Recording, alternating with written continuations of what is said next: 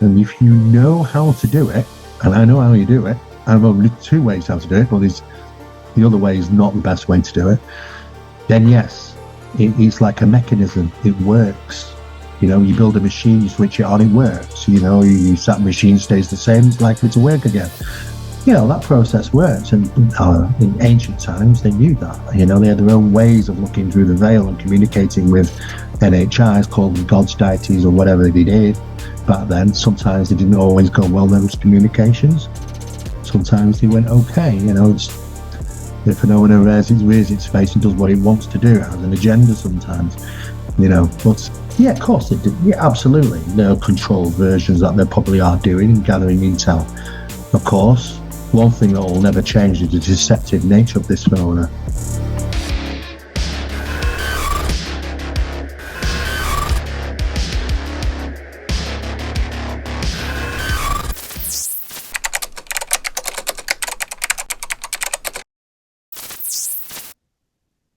So,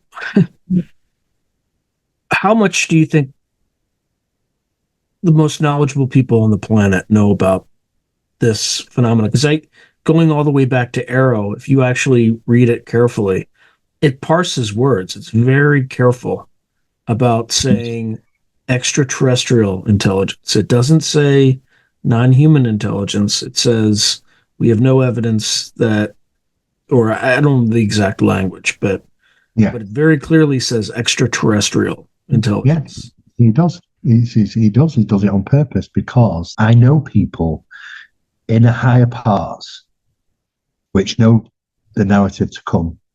And this is why you might have Grush turning around and saying, interdimensional.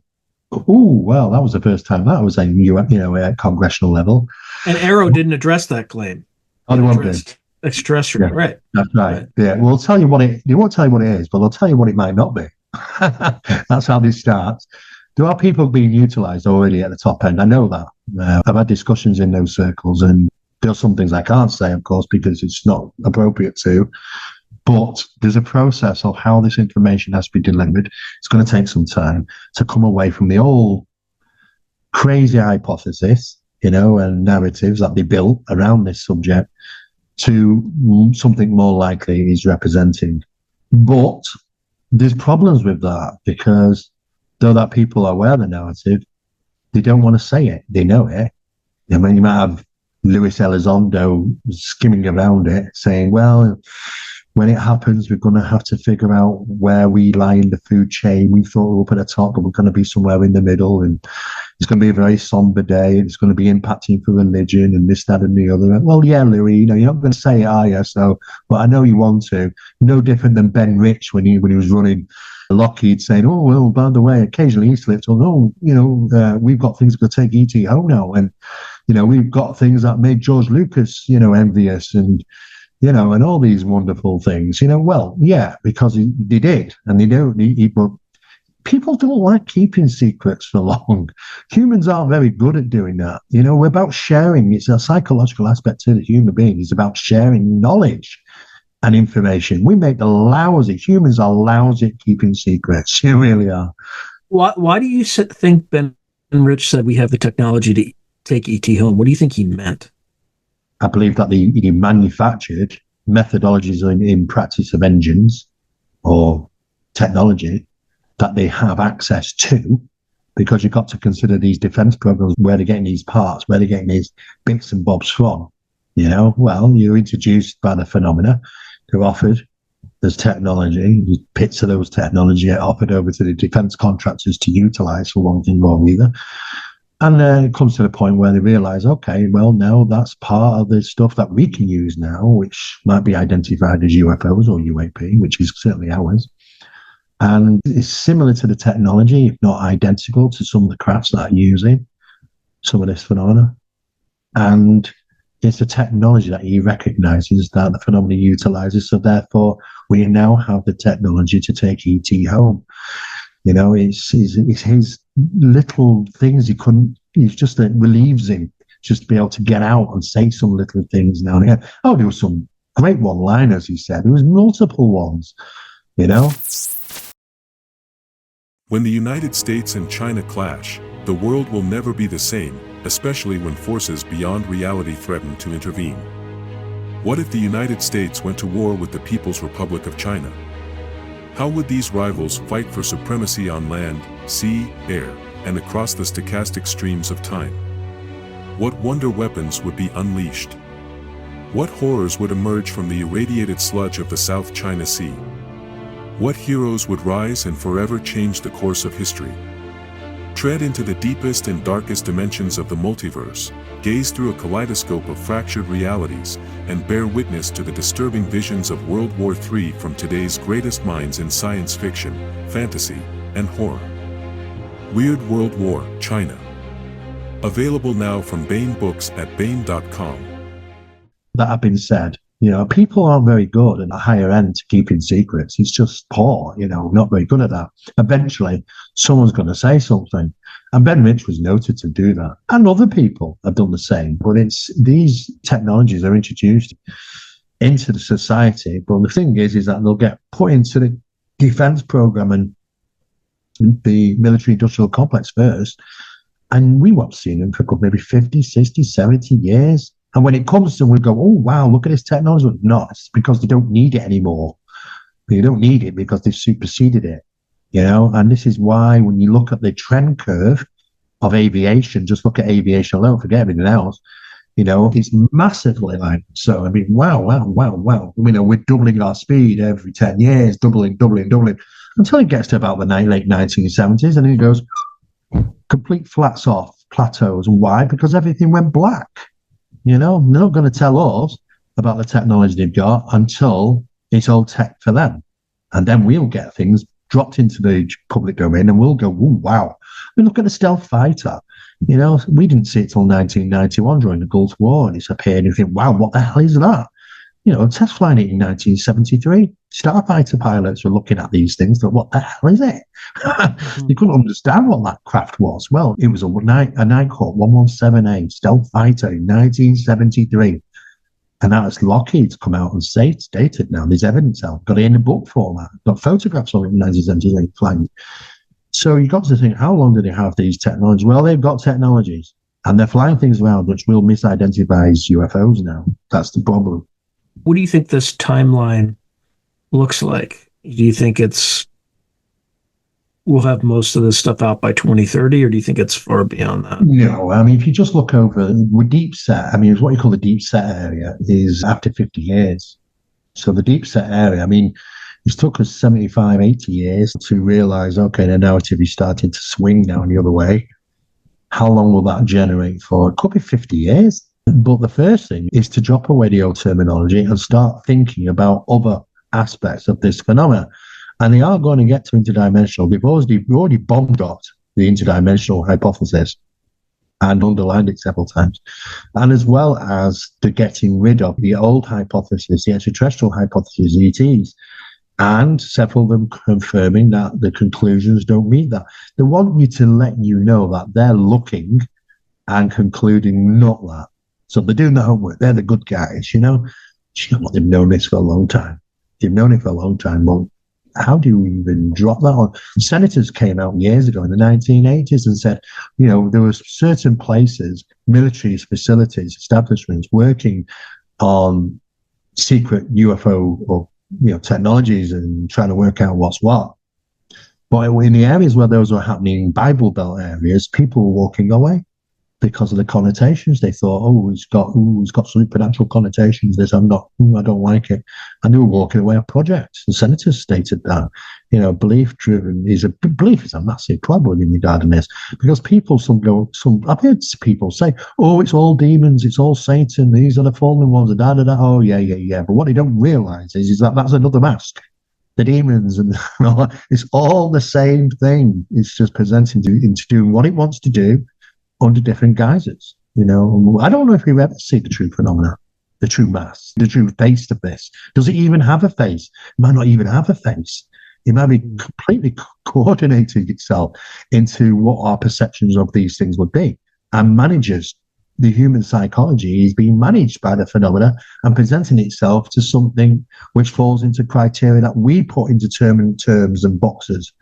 This is why we end up this compartmentalization between the subjects. because we don't think it's all one subject. But I guarantee it is. It's all one subject. We've been misled purposely, probably, to have these compartmentalization boxes for UFOs, paranormal, supernatural, spiritual, metaphysical, because people don't want us to connect the dots. But there are hierarchy out there, and they know they're like years ahead of us, and we're in the public domain. We're at the pinnacle of the public domain, myself and Barry's work in Project Doorway, but they are more than us. They know a lot more than we do. But they are interesting because they do contact us and start asking us questions like, well, how do you know that? And we put forward, okay, and they realise, all right, these guys have done the work for their own. They've not like they've been in circles. And this is why, what circles are we keeping? When they ask us how we've been in MI5, what a crazy question. Or the Department of Event, no. It's because we know. Are these like counterintelligence guys? Because it sounds like they're trying to see if there's a leak somewhere. Yeah, they are. They're asking us these questions. They won't let us know who they are. To advertise on Through a Glass Darkly, email throughaglassdarkly@gmail.com. But they want these answers. So we don't mind. We'll give it and we'll say, okay, well, we came to the conclusions. We put the work in. We put the years in. Barry's 38 years in this subject. I'm 41. How long have you got to spend in this subject? Every single day, ploughing at it, advancing it, not just dipping your toe into it because I'm excited and want to catch something on video or photo. No, I mean about pressing it every single day for 41 years to try and get answers and advance the subject. Eventually, you're going to get somewhere, and then you realise, hang on, someone beat us to it. And that's the ones on the inner circle, the ones at the hierarchy. They're more ahead in their program and their studies. But I think we're catching the eye because when we go public about certain things, they're going, oh, these guys are touching on similar stuff here. Who are they? They know who we are now. I've been in enough interviews with these people asking these questions, enough for them to recognise now, okay, they know who we are. And I've had opportunities to talk with some of them and ask some questions, and they have a method of release. It has to be done in small, digestible chunks, but they can't control the way we present our information because we're a public domain.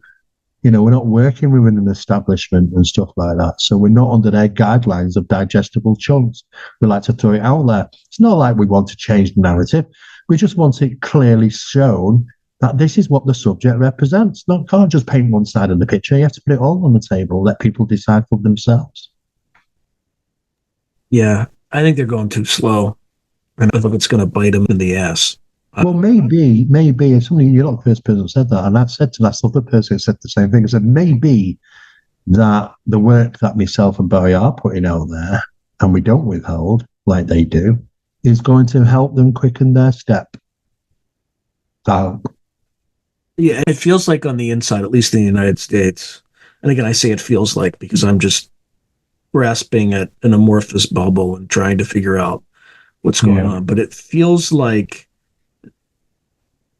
the people inside feel exactly the opposite. They think it's been too fast, too much too fast. And what's happening, though, is the way that they've been handling it, they're releasing this in a period of decaying institutional trust. Yeah. And the longer they wait, the more they feed into that narrative. And there's a lot of conflicting information. Like, you have to look really carefully at the Arrow report, right? Yeah. And it's not necessarily contradictory to anything that Gresh said. It's just very clever. It's complementary. But that's the point. It's too clever for a mass communication strategy, right? There's, I mean, not everybody reading this thing has degrees from Stanford and Harvard, right? Somebody who's the shopkeeper has to be able to understand it intuitively and things like that. So, yeah, I mean, the whole point of putting these documents out, they're very clever. They have psychologists and criminologists and all sorts of people. They are clever guys. When the point is to get all the information, and then they realize, okay, how do we actually put this into a certain way that neutralizes it? And I say neutralizes it, it means that if you're a believer, you're going to point out the dots in it and go, oh, it's this, this, and this. And if you're a non-believer, you're going to point out the dots in it and go, oh, it's this, this, this. And then you've got an opposing science 50-50, and this is why to neutralize the doctor, and they do it on purpose. Very cleverly done. They've been doing this for years, the government, the psychology, the specialists that put these together. The thing here was interesting is that I was talking to a couple of people about all the other reports coming out, and we already knew it was going to be in it. We already knew. But he said, I said, no change there. Don't expect anything. No change there. Just confirming, that other documents have done the same thing. NASA's done the same thing, really, with theirs, to be honest with you. But to the average layman, he's like, well, is it or isn't it? Or isn't it or is it? And that's what they want. Because they don't want to tell you without telling you. But why? Like, why not just? That's why nobody trusts government. That's the problem. There's a battle going on at the top levels. And I know the people are in for the release of information quicker, which are battling those that don't. And the ones I've got that say don't, they've devised a program of how to release information. And you are trying to work within the program that's been generated by them. So they're at the steering wheel and you're trying to change direction. Well, they're at the steering wheel, mate. What are you going to do? Is, you can only press and press and press them. And this is what's happening. You've got, okay, we're forcing the issues here. And you do, because you say, oh, if there's nothing to hide, then where's the transparency? So you get them on things like that. Well, is defense significant? What defense significance? If there's a defense significance, then you have to allow us what that is. We need to see what the defense significance is. If there's a defense significance, why aren't you throwing the entire economy behind the damn thing in a Manhattan Project or a Apollo program? Right. So clearly it doesn't have any, what you're telling me is it doesn't have any defense significance. And then they come out and then they say, this could be our peer competitors. And the answer to that is, are you effing kidding me? We just spent nearly $1 trillion on defense every year in this country. And the Russians and Chinese are ahead of us on a technology that could dominate us. Like every single one of you need to be fired immediately. Right. So they're not very sophisticated. Like, it's just, they're not thinking through. Nobody sat down and did a game theoretic analysis. If X, then Y. If A, then B. And it seems like it's a very tight-knit, tiny group because they're not. I'll give you another example. Are you familiar with Jay at Project Unity? Mm-hmm. Yes, I am. So he brings this guy on, Michael Moran, okay? Yeah. And he's subsequently he's turned it to private because the link's still out there. No.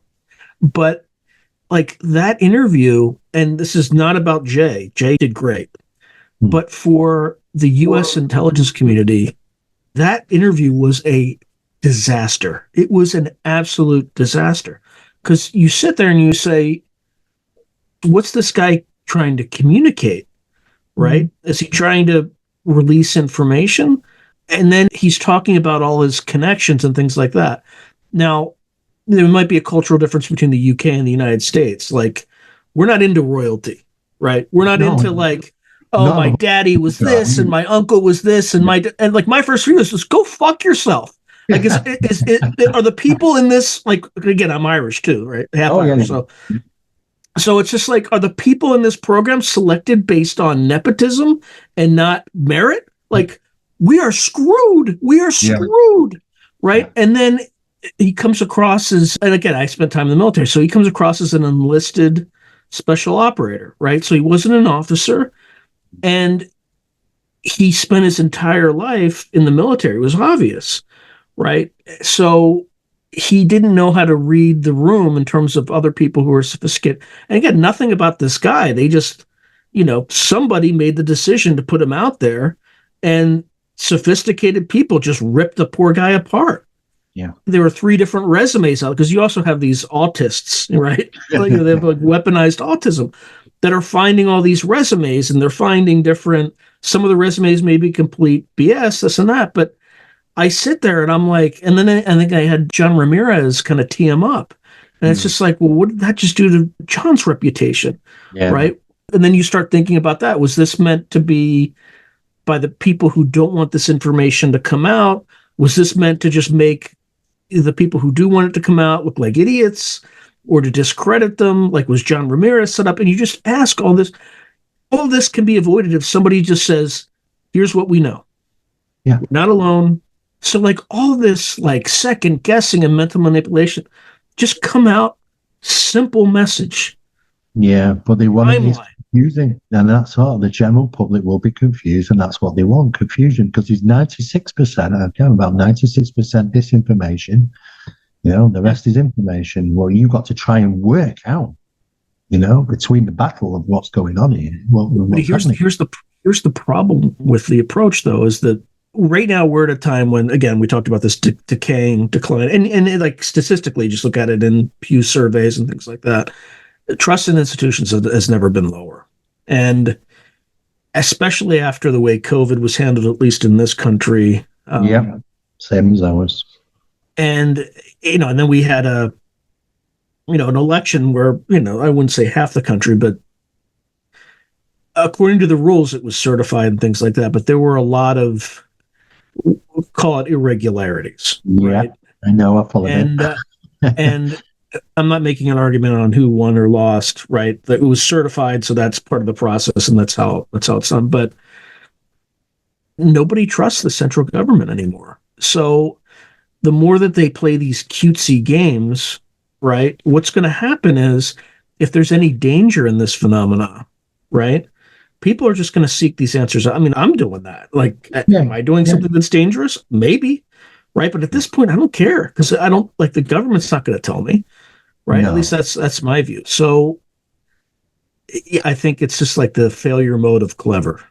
Right. I think they're trying to be more clever, more sophisticated. They created a monster. Yeah. The whole process of manipulation by the government on its citizens is a monster. And they created this to protect as well, regarding what they want to keep secret, and even the process of how to get those secrets are protected. I mean, they made rules about how you can't even get. I mean, look at the first one, the national one, was it the Citizens Against Ufology movement, and they won the case. And what did they get? They got 36 pages of blacked out writing, but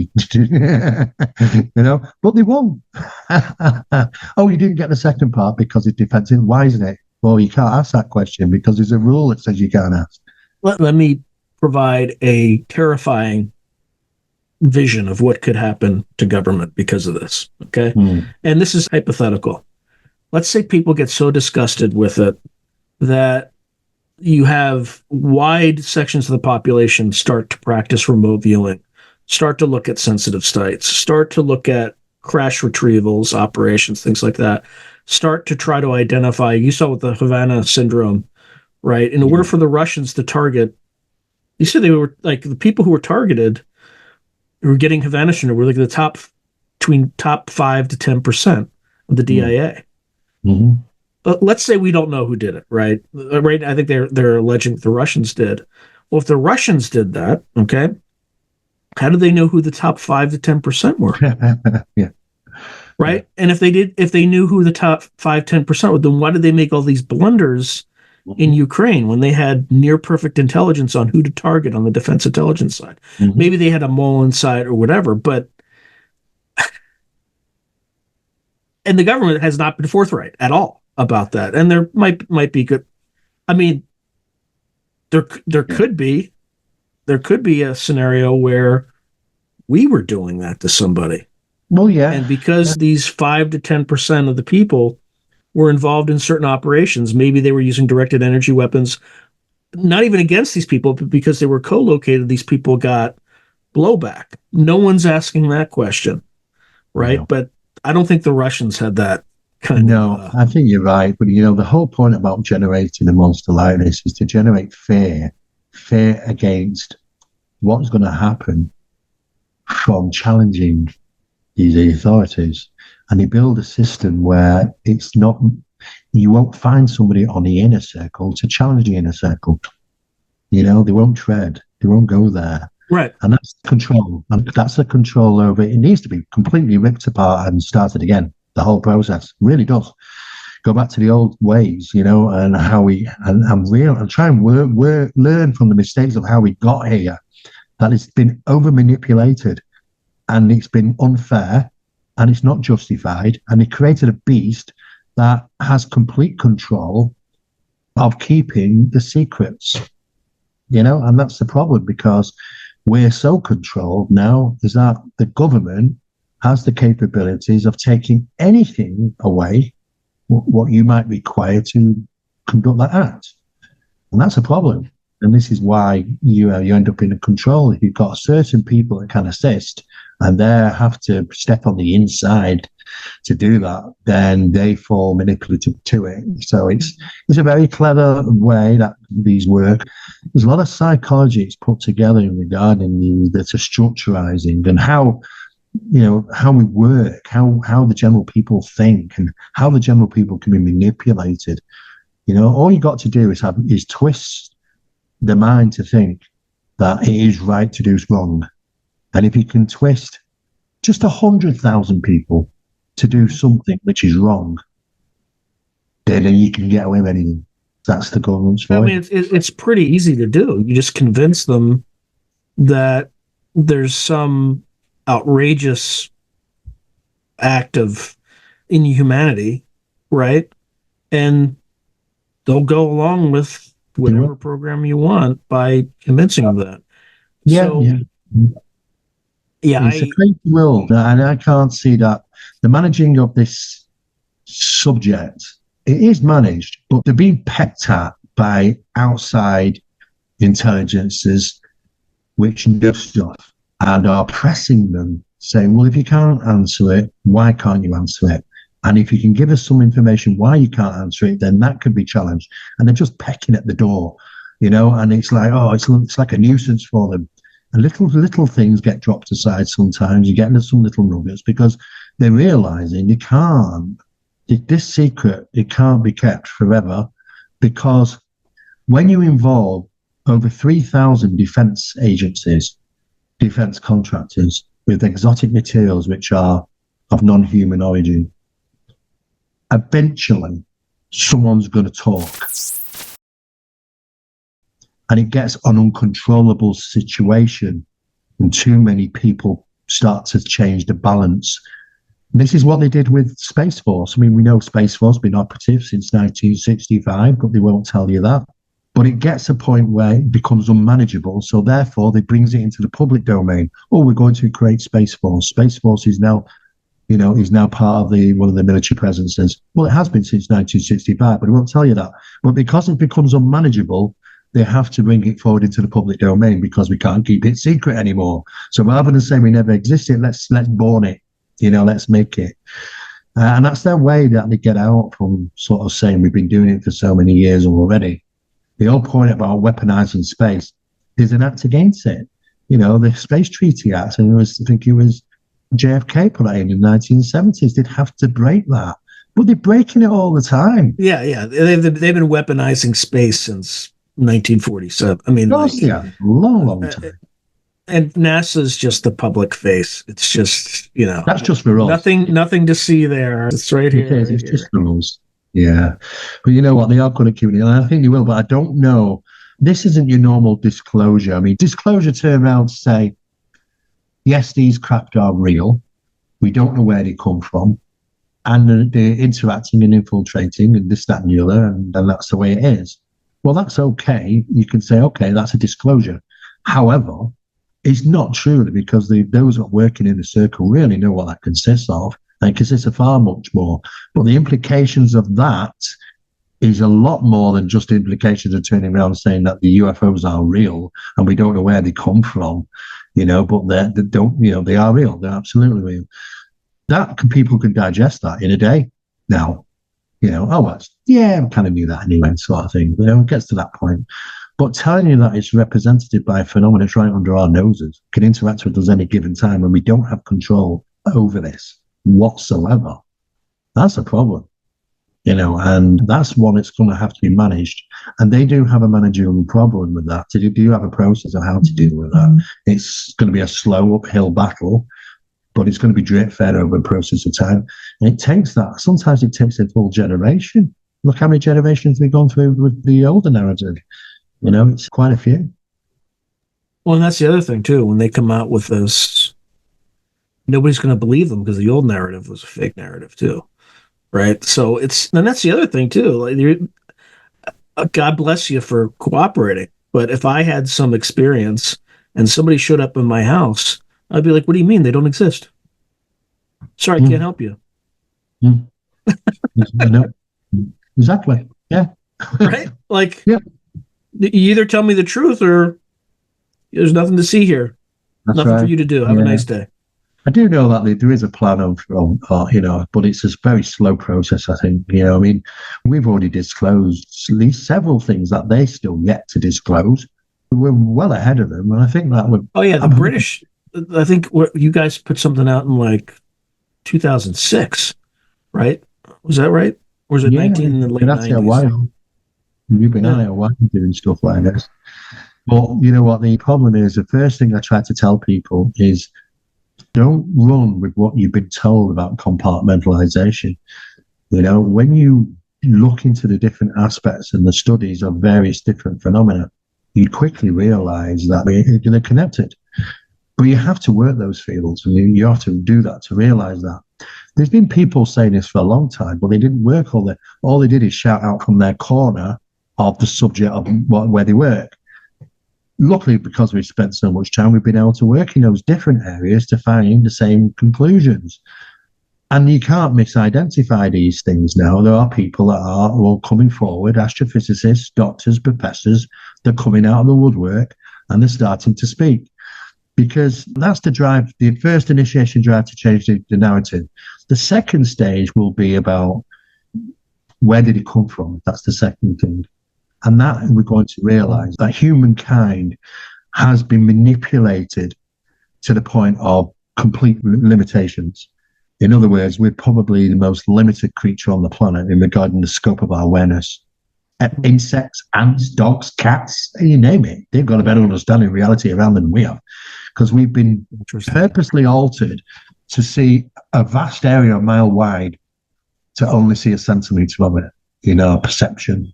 Everything else is going around us, and we're unaware of it. We're been designed to be blind. That's the best way to design to be blind. And so that this phenomenon can hide around us and manipulate us and do what it wants without us, our detection. I like to see him do that with some of these cats and dogs and things like that, because you know what? They get spooked very quickly about strange things going on around them. And they're alerted to it. They can watch stuff. You can see them watching stuff you can't see. And that's just a cat. That's just a dog. Some of these insects are miles ahead of us, But then we know why in ancient days we weren't as limited. We knew that our ancients ancestors could hear infrasonic sound, reacted to different frequencies of light. We can't measure their spirituality and consciousness and psychology through a bone that they might dig up. We just can't do that. But I'm sure they've left enough evidence to say they're a lot more advanced than we are. So what have they done? Well, we've de-evolved. According to the evolutional theory, we've de-evolved. We've been de-evolving for a long time. We've been manipulated to the point where we are completely blinded by this phenomenon. It's changed us, to make us very manipulative. And that's what they do. And interacting with this phenomena, it messes with the brainwaves now. We know that, in dropping us into theta, affecting us and causing limitations in our cognitive methods. We don't act out normally as we normally would do under the circumstances. They're completely manipulating us. And yet there's still people want to go out and go, let's go sky watching, let's go and see a UFO. Well, what happens when it really hits the fan is that they are completely controlled. They don't even know, they're like robots. They don't realize that, it's just grabbed you within 20 seconds. It's paid an interest in you, this phenomena. Unluckily for you, there's a conscious connection now established with you. You wanted it, you got it. You have an interest in the subject, or you gathered you captured our eye. And what happens in 20 seconds, we've grabbed your brainwave altered to theta, manipulative mode. You're not going to act out and do the things that you want to do because you think, what if this happens? I'm going to do that. No, forget it. Your cognitive limitations are going to apply. We've got you. And there's nothing you can do about it. What people don't realize is that phenomenon can do that. It can manipulate us that much that afterwards we think, what the hell has just happened? Well, you stepped up to the mark and wanted it. So there's always a gamble. Always has been. Now, how much do you think that they know? I mean, do you think there's at the school experiments, there was actually a back and forth communication with NHIs. Do you think that that's happening at kind of in this inner circle at a much more sophisticated level? Yeah, of course it is. I mean, it's not hard to do once you know what you're doing. There are wrong ways, but there are good ways. And if you know how to do it, and I know how you do it, I have only two ways how to do it, but the other way is not the best way to do it, then yes, it's like a mechanism. It works. You know, you build a machine, you switch it on, it works. You know, that machine stays the same, it's likely to work again. You know, that process works. And in ancient times, they knew that. You know, they had their own ways of looking through the veil and communicating with NHIs, called them gods, deities, or whatever they did back then. Sometimes they didn't always go well, those communications. Sometimes they went okay. You know, the phenomena rears its face and does what it wants to do. It has an agenda sometimes, you know. But yeah, of course they did. Yeah, absolutely. There are controlled versions that they probably are doing and gathering intel. Of course, one thing that will never change is the deceptive nature of this phenomena. You know, we go and see a psychic, for an example, or one of my grand's passed away last year. I'm thinking she might have a message for me. I'm going to go and see a psychic. So you go and see a psychic, you sit down with a psychic. This psychic has no idea who you are, no idea about your grandma, nothing. And yet she'll reach out because she's the one that's connected with the phenomena. She's the one that's already been tapped because of her abilities and her insights and her belief. And she reaches out for trying to obtain information. And she'll get information, you know, because the phenomena will deliver it to her. But the thing is, the phenomena can take it from all sitters. Because when we were doing our experiments, they're telling us what we already know. We went to ask questions, they gave us 10 answers. Well, where did they get the information? Well, coming from us. Well, if that's the case, how do we know she's communicating with grandma? Because grandma could be just the information and she's giving it back. She knows in her head and she's giving it back. Sometimes the deceptive as well. So how are we ever even going to figure this one out? Because the psychic is being utilized by the phenomena to deliver the information for that person to go away and go, oh my God, it really works. It really happens. There's things out there. Well, of course, that's what they want. It's very problematic, but we don't see through the puzzle. You know, we're so in our ways coming up with these wrong conclusions. But yeah, absolutely, they are doing what we've been doing, and they probably are gaining answers as well as deceptive stuff. There's a process I have to filter that out and check it and stuff, but there is some nuggets in there, and sometimes those nuggets are used, you know, to help them push forward in technology or in other advancements in many different ways. Even in the medical industry, all sorts of stuff that they're gathering the information from. Yes, they want to advance us, but yes, you have this deceptive nature. I don't know why they do, but sometimes they just lie. And sometimes they won't even answer you. Sometimes you say, you know, can you give us no? Would you want to just no? No. We won't give it you. You don't need to know. You know, we did a survey on a number of people which had what they said is spirit guides. So we sat down with these people and we asked them the questions that people don't ask them. What do you know about your spirit guide? What's he told you? Has he told you its name? Is it male? Is it female? Have you ever asked where they lived, where they worked? Who were they? Did they have children? Did they have lives? Oh, yeah. They tend to do that because people are curious. And what did he tell you? Oh, he told me it was this. He told me he lived there. He told me he worked there. He told me he had children. He told me his name. So we went and go and do the research. And you know what? Not one of them come back truthful. Not one of them. They didn't exist. So when these people were pressed to communicate with the spirit guides. Why did you lie? The spirit guides turned around and basically said, do you want to communicate? Do you want to continue this relationship? Or are you more interested in the information? And they didn't want to ruin that information. They didn't want to ruin a relationship. It was helpful for them. So they didn't press it. And if you press them even further, they take a step back, the phenomenon. You press them again, take a further step, and to the point where they're not there anymore. Now, they don't like being pressed. They like you to believe openly about that. You know, they like to have a connection with us, but a deceptive one on many occasions. So, you know, through the studies alone, we have to question everything about who we're communicating with at the end of the day. Spirit guides. I always wondered why so many of them were Native American Indians. Because about 70% of them were, and I used to think, why? It's popular, right? Because it's popular. It's like a common conception.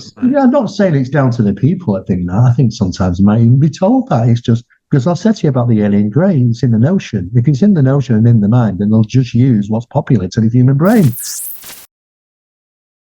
That's the first thing you're going to think about. Oh, that's what I'll be.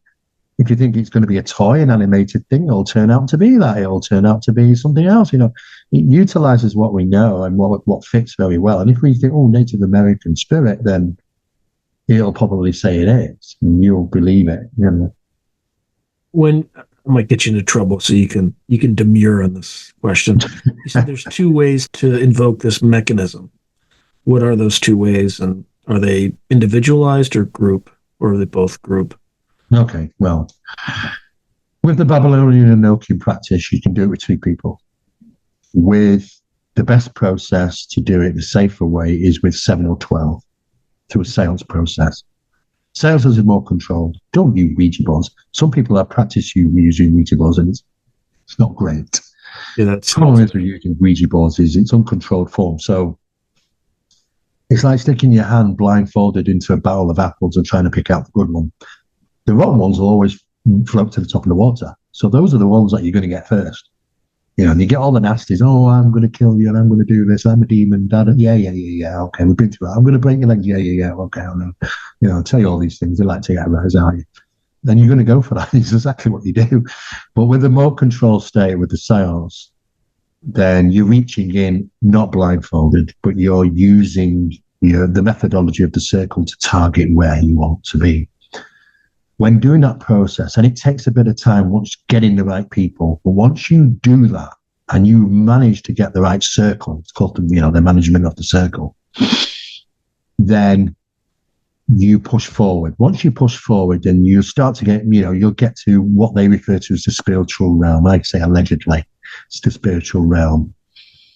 And then, which is the usual ones. It's the ones that haunt your house. It's the ones that you have these incidents with. It's the usual ones you'd meet on the street, in a sense of speaking. Once you pass through that, you'll get into disturbances which are much more like poltergeist type disturbances. And the materialization, the manifestation, once you push through that and target, for non-human intelligence, that is what you'll get through to at that point. It's a much more manageable process. Doing it the other way through invocation or ritualistic practices is quick. But you're not going through the secretary to the manager, to the director manager, to the area manager. You're not going through the process of those open doors. You're going straight up there and you're going, hi, and they're going, who the hell are you? Sort of thing. And when that happens, they say, well, you know what? You want something from us, what are you going to give us? And they like demands. They like to say, oh, give us certain sacrifice blood and all sorts of different things. It's not a great process to do, but it's quick and it's manageable if you can do what they request you to do. And a channel can be opened very quickly. And it can be rewarding. Yeah, of course. That's why Bell, Boeing, and Douglas have all sat around the science tables and done the same thing. Getting bits and bobs of advanced aviation stuff, a bit like the Vril Society. And all the ones than that I went on before Vril. The animatia practice, which is the Aleister Crowley process, the Jack Parsons process of Babylonian invocation. There are numerous different methods, but it's the same root, all them, because numerous different religions have done the same thing, and they all lead to the same place. It measures you as a man. He really does this spell. You can't hide nothing from it. He knows everything about you, everything you know, everything you've done, good or bad. There's no hiding from this phenomenon. Once you open that door, you see through it for yourself, and that's what happens. And when that happens, you got to give yourself to it, because there's no control in this. You open the door, you stepped into my domain. Well, I'm going to ask the questions now, and sometimes, they take control of the matter and they can be demanding. Sometimes if they don't like it or don't like what you've done, they certainly let you know. Sometimes the big boys come in, which are referred to as the light beings, the lightertons, spirits of the beings of light. When that comes in, all communications, and they're the big boys. They come in and say, "Hey, what are you doing?" It's like naughty kids in the class saying, "You're not supposed to be talking to these people." They seemingly come in and they bellow through completely different than any others their communications, and all communications end. It's like, And when we asked who they were, when we went back to communications and opened up, established the communications again, we said, "Who was that? What was that? Who are the lighted? Who are the spirit beings?" The beings that know all and see all, was the reply. There's a hierarchy, absolutely. And sometimes even the communications with us, they don't seemingly are allowed to do, but do it. If you understand what I'm saying, like naughty children. So they get spanked. They get spanked. Get spanked. The big guys can come in, catch them in the act, and communications end. And then eventually it takes some time to build it up again. Because when they're doing it more regular, when we're doing it regular, they're doing it more regular. So there's a risk for them as well as us sometimes, for the big boys coming in and sort of ending it. Because when it ends. It takes a long time to build up again. But when we don't, and it's okay, and we manage it properly, the 2 and 5 and 3 and 7 process, then we can keep a conduit open so that when you go back to it 2 or 3 days later, it's exactly the same process where you left off. You don't have to build it again. It's already an open line until something comes along and stops it. Apparently that conduit is still open in the desert, in the Mojave Desert. Well, yeah, a few people have been told to go to those locations. And it's not just there. They like remote locations. They like the deserts. Sometimes when we've been to the deserts, they let us know that they're not happy with us being there. Yeah, they don't that. They don't like it. We're like, oh, well, we're sorry, but we kind of went there and we overstayed our welcome. They didn't like us there or whatever. They learn to go about their business. They're not just here for us. They're doing other stuff when other people aren't around. When there's no people around, they're still going about agenda stuff. But sometimes these are done in very, very remote locations, and they like to go about their business. Sometimes by going to those locations, sometimes you think to yourself, God, I might be stood on this piece of ground. I'm the first person that stood here. That's how it makes you feel, that location. It's like, I could be the first person that's ever stood here. It's that remote. And when the phenomenon is like, well, sometimes it bares its teeth and doesn't like you there. You say, well, what are you doing here? They pick locations purposefully. They really do. All right. Any final words? Yeah, I mean, we're continuing the subject and the studies on Project Doorway. There's a lot more to come yet. We've got a few more experiments to do. We're in talks with a number of people in regards to television shows in the US, which have been, like I say, Project Doorway has been illuminated because the people are now thinking, oh, well, if this is the new narrative and it might be interdimensional and this phenomenon might not be extraterrestrials, and they start researching, they're going to come to us. They're finding that populated area is already there by us, for the last 10 years. So it's been highlighted a lot. So there will be more information. We're not going to withhold. We'll still push it out. Hopefully, it might make them speed up a little bit of the process, because we're not in a program. We're not into a link to an establishment that controls the flow of information of us putting it out. So, but I can only say to people, it's an exciting time because people are living through this process now of the narrative change, and it's exciting. Where I don't know if it will reach its, where we want it to reach within our lifetime, but the first point is really interesting. First off, we're dealing with references such as not extraterrestrial in origin. Secondly,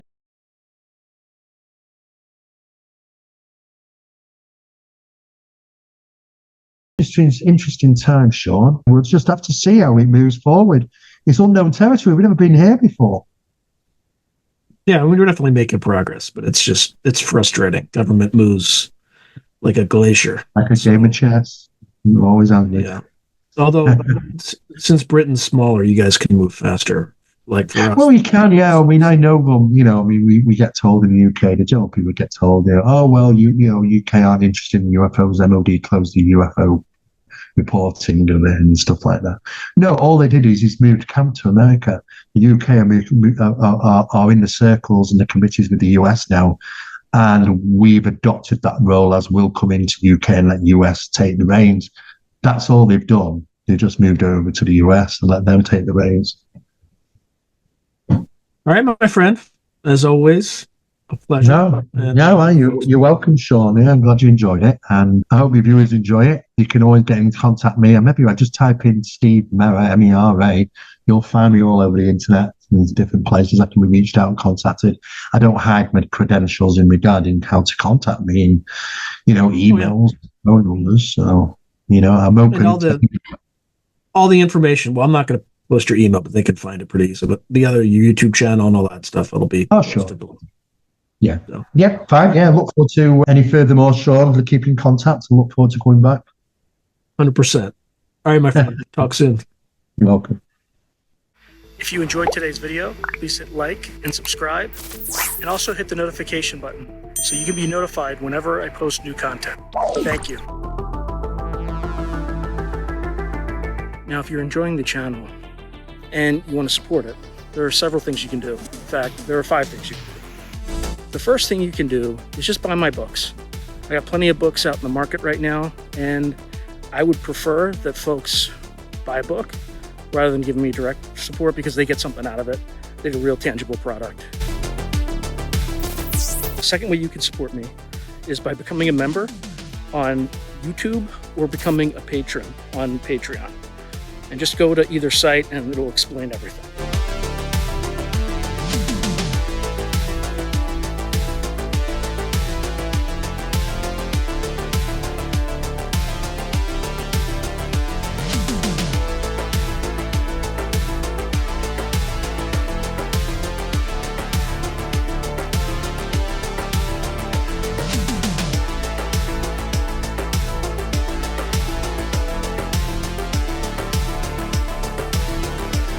The third way you can support the channel is by checking out my merch site, which is here. There's plenty of stuff that you can get to support the channel. And I'd appreciate that you have it and can wear it. Not only do you help support the channel, but you also help promote the channel, and I appreciate that. The fourth way that you can support the channel, and this is really easy, is anytime you want to buy something on Amazon, literally just go to the description below and click on any link, literally any link. The channel gets a cut of that, and it costs you no extra money. You just go through the link, as I'm part of the Amazon Affiliates Club. The fifth and final way you can support the channel is through donations. Now, I don't prefer these because it's more of an expression of gratitude, but you don't really get anything out of it as a subscriber to the channel. However, if you decide to do these options, there's 2 options. There's Buy Me a Coffee, which is a separate site, and there's also, you can go through YouTube with either a super chat, super sticker, or a super thanks. Again, I prefer Buy Me a Coffee because that organization takes less money than Amazon does. But either way, I appreciate any support you are willing to give the channel. So thank you very much, and keep watching. I really appreciate it.